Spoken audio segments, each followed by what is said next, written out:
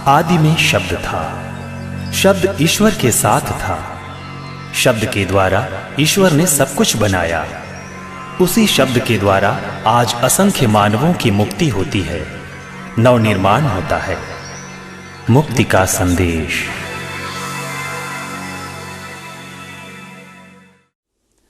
मेरे प्रिय मित्रों, बार बार इस कार्यक्रम के द्वारा आपको प्रभु के वचनों को सुनने का मौका मिल रहा है, और जितना हम प्रभु के वचनों को सुनते हैं, हमें प्रभु के मार्ग और प्रभु के विचार प्राप्त होते हैं। प्रभु अपने वचन में कहते हैं कि मेरे विचार और तुम्हारे विचार, मेरे मार्ग और तुम्हारे मार्ग एक दूसरे से अलग है और दूर है। लेकिन जब हम बार बार प्रभु के वचनों को सुनते हैं तो प्रभु के विचार और प्रभु के मार्ग हमारे समझ में आ जाते हैं, और इस प्रकार हम प्रभु के मार्ग पर चलना सीखते हैं। हमें मार्कुस के सुसमाचार के अध्याय 12 में उसकी शुरुआत से एक सुंदर दृष्टांत पढ़ने को मिलता है। प्रभु यीशु ने एक सुंदर दृष्टांत सुनाया। एक धनी व्यक्ति था, उसने एक सुंदर दाखबारी बनवाई और उसके चारों ओर घेरा बनवाया, रस कुंड बनवाया और एक ऊंचा मचान बनवाया, और उसके बाद उस दाखबारी को कुछ आसामियों के हाथों में पट्टे पर देकर वो परदेश चला गया। जब अंगूर का मौसम आया तो उसने एक नौकर को आसामियों के पास भेजा ताकि वो फसल का अपना हिस्सा वसूल करे। लेकिन दृष्टांत में हम पढ़ते हैं कि उन आसामियों ने उस नौकर को मारा पीटा और खाली हाथ वापस किया। उस व्यक्ति ने फिर एक बार एक और नौकर को भेजा, उसके साथ भी लोगों ने वैसा ही किया। कई नौकरों को उनके पास भेजा, उन सभी नौकरों के साथ उन आसामियों ने वैसा ही किया, और अंत में उस मालिक ने सोचा कि मैं अपने ही पुत्र को भेजूंगा और वे मेरे पुत्र का सम्मान करेंगे। लेकिन जब पुत्र आसामियों के पास आया तो आसामियों ने आपस में कहा कि ये उसका वारिस है, चलो हम इसको मार डालें, और उन्होंने उसे मार डाला और उस दाखबारी के बाहर फेंक दिया। उस दाखबारी का मालिक क्या करेगा? वो आएगा और उन आसामियों का सर्वनाश करेगा और उस दाखबारी को अन्य लोगों के हाथ में सुपुर्द कर देगा। एक बहुत सुंदर दृष्टांत है, इसके गहरे अर्थ हैं, लेकिन यहां पर मैं एक बात उठाना चाहता हूं। उस मालिक ने उस दाखबारी से अपनी फसल के हिस्सा के लिए नौकरों को भेजा। मेरे प्रिय मित्रों, सुंदर दृष्टांत है।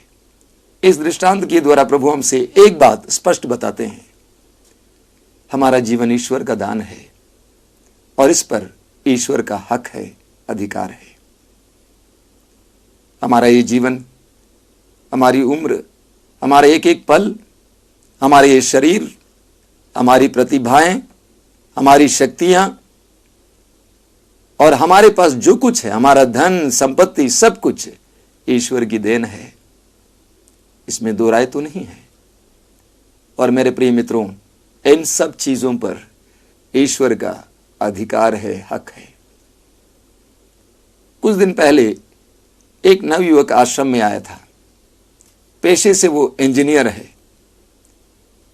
और उसे अपने प्रदेश में, अपने राज्य में इंजीनियरिंग में फर्स्ट रैंक मिला था, और उसे कई अच्छी अच्छी नौकरियां मिली थी, लेकिन उन कार्यों को करने के लिए उसके अंदर क्षमता की कमी थी। कुछ दिन कार्य करने के बाद वो ठंडा पड़ जाता था, उसके अंदर किसी प्रकार की नकारात्मक भावनाएं आती थी और नौकरी छोड़कर चला जाता था। अब उसको एक और नई नौकरी मिली है, और नौकरी शुरू करने से पहले उसके दिल में एक बात आई, क्यों ना हम आश्रम जाएं और अपने दुख को प्रभु के और वहां के लोगों के सामने बताएं। वो जवान लड़का आया, कई दिन यहां पर प्रार्थना में बिताया, कई लोगों से सलाह ली और अंत में मेरे पास आया। उसकी सारी बातें मैंने सुनी। उसकी समस्या क्या है? अचानक उसके दिल में एक तरह का तड़पन शुरू होता है, धड़कन शुरू होता है, और वो बेचैन हो जाता है, और इसलिए वो डॉक्टर के पास चला जाता है, किसी साइकियाट्रिस्ट के पास चला जाता है, दवा ले लेता है। दवा खरीदने के तुरंत बाद उसके दिल में यह बात आ जाती है कि मैं आगे किस तरह से बढ़ूंगा, ये दवा नहीं खाऊंगा। एक या 2 बार खा लेता है, उसके बाद रोक देता है। इस प्रकार कई डॉक्टरों के पास वो गया है और उसकी समस्या मिटी नहीं। सारी बातें सुनने के बाद मैंने उस नवयुवक से कहा, ईश्वर ने तुम्हें बहुत कुछ दिया, तुम्हें बुद्धि दी, पढ़ने की क्षमता दी, पढ़ने का मौका दिया और पूरे प्रदेश में तुम्हें फर्स्ट रैंक दिया। अब मैं तुमसे एक सवाल करना चाहता हूं, तुमने ईश्वर को क्या दिया है? What did you give to God? मेरे प्रिय मित्रों, मैं सोचता हूं कि हर मनुष्य के सामने यह सवाल है, तुमने ईश्वर को क्या दिया है? मैंने उस नवयुवक से कहा, प्रभु ने तुमको मारा है, पीटा है, हल्की डंडे से, हल्की छड़ी से। तुम्हें दुख दिया है ताकि तुम बैठकर इस बात पर गौर करो कि मैंने उस ईश्वर को क्या दिया है जिसने मुझे इतनी सारी कृपाएं दी है। मैंने उससे कहा, आज से तुम ईश्वर को देना सीखो। ईश्वर ने तुम्हें 24 घंटे दिए हैं, उसमें से कुछ समय ईश्वर के लिए निकालो, धन्यवाद के लिए, आराधना के लिए समय निकालो। ईश्वर ने तुम्हें पैसा दिया है, धन दिया है, उसमें से ईश्वर के लिए, ईश्वर के राज्य के लिए निकालो। इस दुनिया में बहुत सारे लोगों को धन की आवश्यकता है, बहुत सारे गरीब हैं, बहुत सारे पीड़ित हैं, उनके लिए अपनी आय से कुछ निकालो। तुम देखोगे तुम्हारी समस्या मिट जाएगी। मलाकी के ग्रंथ की अध्याय 3 उसके वाक्य 8 से 11 तक प्रभु कहते हैं कि तुम मुझे ठग रहे हो और तुम मुझसे पूछोगे कि तुम कैसे मुझे ठग रहे हो। मैं तुम्हें बताऊंगा, दशमांश कहां है, तुम्हारा दशमांश कहां है।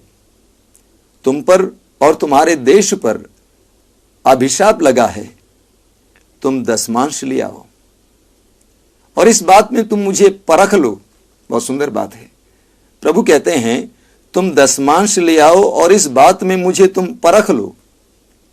मैंने कई ऐसे लोगों को देखा है जो ईश्वर के राज्य के लिए, ईश्वर के कार्य के लिए अपनी आय से दशमांश देते हैं। कई लोगों को मैं जानता हूं, सैकड़ों लोग ऐसे करते हैं। सैकड़ों विश्वासी अपनी आय से दशमांश यानी 1/10वां हिस्सा प्रभु के राज्य के विस्तार के लिए निकालते हैं और उसे दान में दे देते हैं। कुछ दिन पहले मुझे एक नारी के बारे में पढ़ने को मिला। बिहार में एक छोटे से कस्बे के पास वो कोयला बेचती थी, टोकरियों में कोयला बेचती थी। बहुत कम आय होती थी, लेकिन उसमें से वह पटना के एक केंद्र में प्रभु के लिए, प्रभु के कार्य के लिए दशमांश दिया करती थी। और आज वो नारी एक बहुत बड़ा गोदाम चलाती है। एक मित्र हैं मेरे जो बाइबल वितरण में मेरी मदद कर रहे थे और उस मित्र ने मुझसे कहा कि मैंने ईश्वर को 1 करोड़ दिया और ईश्वर ने मुझे 7 करोड़ दिया। काफी धनी व्यक्ति है। मैंने ईश्वर को 1 करोड़ दिया और ईश्वर ने मुझे 7 करोड़ दिया। प्रवक्ता ग्रंथ के अध्याय 35 उसके वाक्य 13 में प्रभु का वचन कहता है, प्रभु प्रतिदान करता है, प्रभु प्रतिदान करता है, वह तुम्हें 7 गुना लौटाएगा। कितना सच है। करीब 8 महीना पहले एक बहन हमारे आश्रम में बड़े शनिवार को आई थी। हर महीने के बड़े शनिवार अर्थात सेकंड सैटरडे को, दूसरे शनिवार को आश्रम में बहुत बड़ी संख्या में लोग सत्संग में भाग लेने के लिए आते हैं। वो बहन अपने पुत्र को भी ले आई थी। वह मर्चेंट नेवी में काम कर रहा है और उसने सोचा कि मैं अपना पहला वेतन आश्रम को दूंगा प्रभु के राज्य के विस्तार के लिए, प्रभु के कार्य के लिए। और ऐसा ही उसने किया। अगले महीने के बड़े शनिवार को वो बहन फिर आई। उस बहन ने मुझसे कहा कि चमत्कार हो गया है, मेरे बेटे ने अपना पहला वेतन आपको प्रभु के राज्य के लिए, प्रभु के कार्य के लिए दिया और इस महीने में उसका वेतन दुगना हो गया है। मेरे प्रिय मित्रों, प्रभु यह करता है। शायद आपने सुना होगा, एक बार एक राजा अपनी प्रजा की सुधि लेने के लिए, उनके बारे में जानकारी लेने के लिए नगर भ्रमण के लिए निकला। सड़क के किनारे लोग उनके दर्शनार्थ खड़े थे। बीच में कुछ भिखारी भी बैठे हुए थे। राजा सीधे एक भिखारी की ओर गया। भिखारी ने सोचा कि राजा मुझे कुछ दान देने के लिए आ रहा है, लेकिन ठीक इसके विपरीत राजा ने अपना दाएं हाथ उस भिखारी की ओर बढ़ाया। भिखारी ने सोचा कि मेरे राजा के पास किस चीज की कमी है।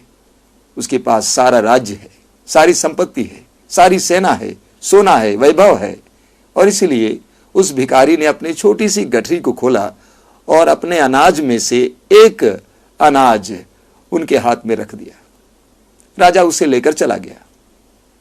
शाम के समय जब भिखारी अपने घर, अपनी झोपड़ी में वापस आया, उसने अपनी गठरी को खोला तो उसने देखा कि अनाज के बीचों बीच एक सोने का अनाज था। उसके समझ में नहीं आ रहा था कि किसने मुझे सोने का अनाज दिया है। अंत में उसे याद आया कि मैंने राजा को एक अनाज दिया था। सुंदर कहानी है, एक बहुत बड़ा अर्थ है, मतलब है, शिक्षा है। मेरे प्रिय मित्रों, लूकस के सुसमाचार के अध्याय 6 उसके वाक्य 38 में प्रभु यीशु कहते हैं, जिस मात्रा में तुम दोगे उसी मात्रा में तुम्हारे लिए नापा जाएगा।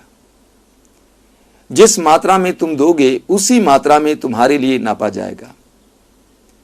हमारे आश्रम में आने वालों में अधिकतर लोग दुखी और पीड़ित हैं, और इसलिए मैं उनसे दान के बारे में नहीं बताया करता था।